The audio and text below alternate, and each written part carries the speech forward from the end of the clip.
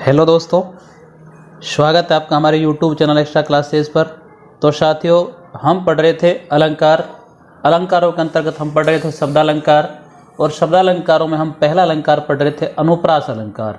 अनुप्रास अलंकार के जो पांच भेद थे, उन पांचों भेदों में से हमने अब तक दो भेद पढ़ लिए थे। छः का अनुप्रास पढ़ा और प्रत्यानुप्रास अलंकार पढ़ा।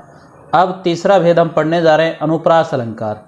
तो देखिए साथियों, अगर आप चैनल पर नए हैं तो चैनल को सब्सक्राइब करें, वीडियो को लाइक और शेयर करें।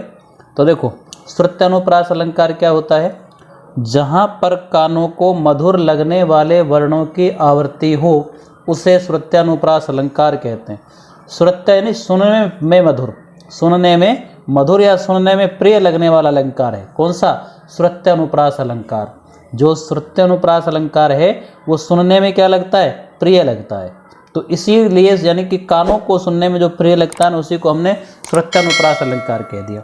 इसका नाम श्रुत्यानुप्रास अलंकार क्यों पड़ा?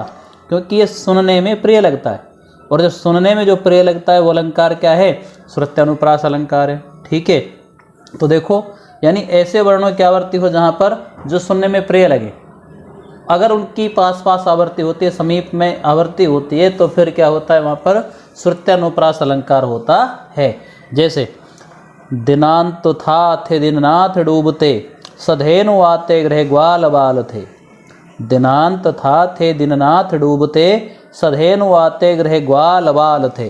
तो यहाँ पर देखो, ते थे, दे थे, ते थे, दे और ने, इनकी क्या हुई है? बार बार आवृत्ति हुई है, और इनकी आवृत्ति हुई, देखो से की भी आवृत्ति हुई है यहाँ पर। ठीक है ना? तो अगर इस प्रकार से आवृत्ति होती है बार बार, तो फिर वहाँ पर देखो, ये सारे के सारे समीपस्थ हैं एक दूसरे के। और दिनांत था थे दीननाथ डूबते, सधेनु आते गृह ग्वाल बाल थे। तो बार बार आवृत्ति हो रही है उन वर्णों की जो कानों को अपन क्या लगते हैं? प्रिय लगते हैं, यानी कानों को सुनने में प्रिय लगते हैं। तो कानों को सुनने में प्रिय लगने वाले जो वर्ण हैं, उनकी अगर आवृत्ति होती है तो उसको हम कहते हैं श्रुत्यानुप्रास अलंकार। तो ये था अनुप्रास अलंकार का तीसरा भेद। अब पढ़ेंगे हम अनुप्रास अलंकार का चौथा भेद, जिसका नाम है अंत्यानुप्रास अलंकार। तो देखिए, अंत्यानुप्रास अलंकार क्या होता है? छंद की प्रत्येक पंक्ति के अंतिम वर्ण या वर्णों में जहाँ समानता अथवा तुक मिलती है, वहाँ अंत्यानुप्रास अलंकार होता है। यानी कि जो पंक्तियाँ हैं, जो छंद की पंक्ति दी गई हैं, उनके जो अंतिम वर्ण हैं या वर्णों में क्या मिलनी चाहिए? समानता अथवा तुकबंदी मिलनी चाहिए। तो वहाँ पर अंत्यानुप्रास होता है। देखो, अंत्यानुप्रास होता है, लेकिन कुछ विद्वान ऐसे हैं जो इसको अलंकार ही नहीं मानते। अंत्यानुप्रास को क्या नहीं मानते? अलंकार ही नहीं मानते, क्योंकि ये इसको तुकांत भी कहा जाता है। इसको क्या कहते हैं हम? तुकांत। कि अंत में क्या मिलती है? तुक मिलती है। लेकिन कुछ विद्वान हैं जो इसको क्या नहीं मानते? अलंकार ही नहीं मानते हैं। लेकिन फिर भी हमें पढ़ना है। तो देखिए, छंद की प्रत्येक पंक्ति के अंतिम वर्ण या वर्णों में जहाँ समानता अथवा तुक मिलती है, वहाँ पर होता है अंत्यानुप्रास अलंकार। जैसे बुंदे ले हर बोलों के मुँह, हमने सुनी कहानी थी, खूब लड़ी मर्दानी वह तो झांसी वाली रानी थी। अब देखो, यहाँ पर कहानी और रानी, थी और थी, देखो इनमें क्या मिल रही है? तुक मिल रही है, अंत में तुक मिल रही है। और जब अंत में तुक मिलती है तो उसे क्या कहते हैं? अंत्यानुप्रास अलंकार कहते हैं। दूसरा उदाहरण देखिए, लगा दी किसने आकर आग, कहाँ था तू संशय के नाग। अब देखिए, इसमें अंत में क्या मिल रही है? तुक मिल रही है।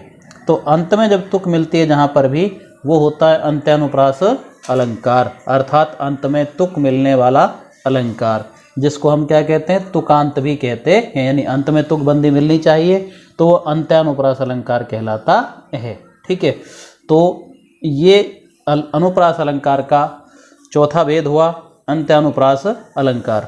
अब हम पढ़ेंगे पांचवा भेद।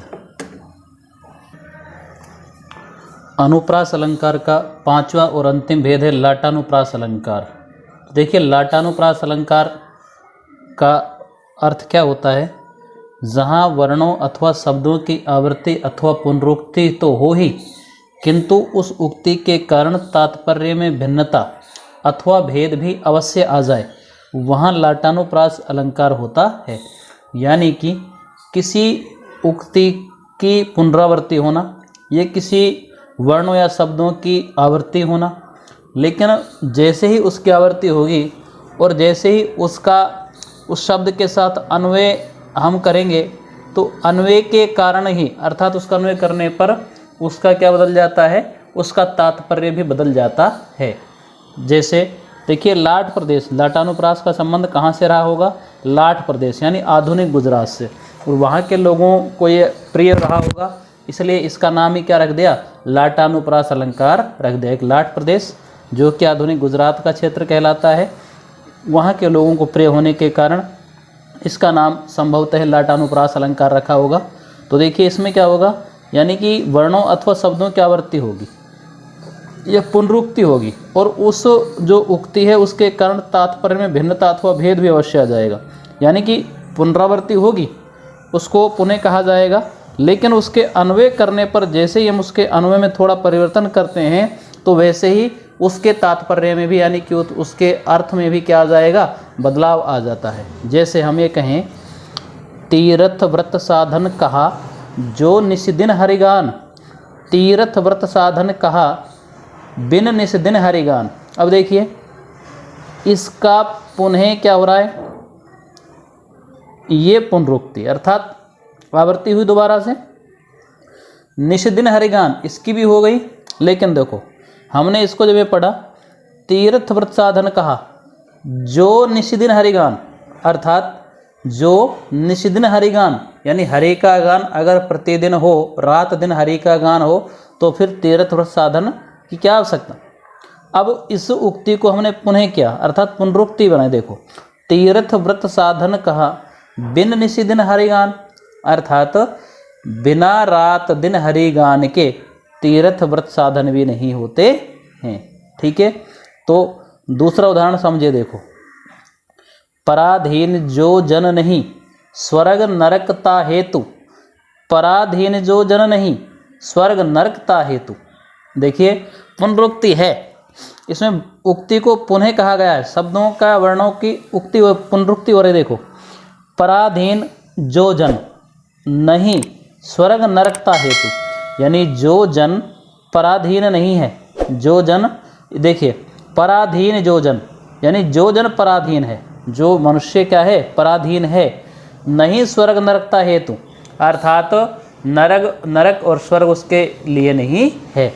अब देखिए इसको हमने पुनरुक्ति बना दिया, इसको दोबारा कहा पराधीन जो जन नहीं, अन्वय बदल दिया, बस अन्वय में परिवर्तन क्या है। देखो यहाँ हमने केवल जो जन तक एक साथ पढ़ा, इसमें जो जन नहीं को एक साथ कर दिया, तो पराधीन जो जन नहीं स्वर्ग नरकता हेतु, अर्थात जो आदमी पराधीन नहीं है स्वर्ग और नरक तो उसी के लिए है। ठीक है, अर्थात पराधीन जो जन, इसका मतलब क्या हुआ, जो आदमी पराधीन है, और इसका मतलब क्या हुआ, पराधीन जो जन नहीं, अर्थात जो आदमी पराधीन नहीं है। यानी अन्वय परिवर्तित किया हमने, बस यहाँ पर जो जन को, यहाँ पर इसमें नहीं को भी जोड़ दिया। देखो ठीक है, तो इस प्रकार से जहाँ वर्णों अथवा शब्दों की आवृत्ति अथवा पुनरुक्ति तो हो ही, किंतु उस उक्ति के कारण तात्पर्य में भिन्नता।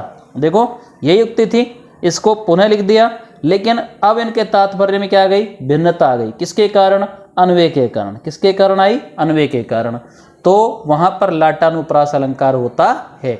और लाटानुप्रास कहते क्यों हैं इसको, क्योंकि ये लाट प्रदेश से संबंधित था, अर्थात लाट प्रदेश गुजरात प्रदेश जो है उससे संबंधित था, वहाँ के लोगों को ये शायद प्रिय रहा होगा, तो जिसके कारण इसका नाम उस प्रदेश के नाम पर ही, उस क्षेत्र के नाम पर ही लाटानुप्रास अलंकार कर दिया होगा। तो ये था अनुप्रास अलंकार का पांचवा भेद, लाटानुप्रास अलंकार। तो साथियों हमने आज की कक्षा में अनुप्रास अलंकार को कंप्लीट किया है। ये लाटानुप्रास पांचवा भेद हमने पढ़ा अनुप्रास अलंकार का। ये अनुप्रास अलंकार शब्दालंकार होता है। तो साथियों आज की कक्षा में इतना ही, मिलते हैं अगली कक्षा में नए अलंकार के साथ। तब तक के लिए जय हिंद, जय भारत।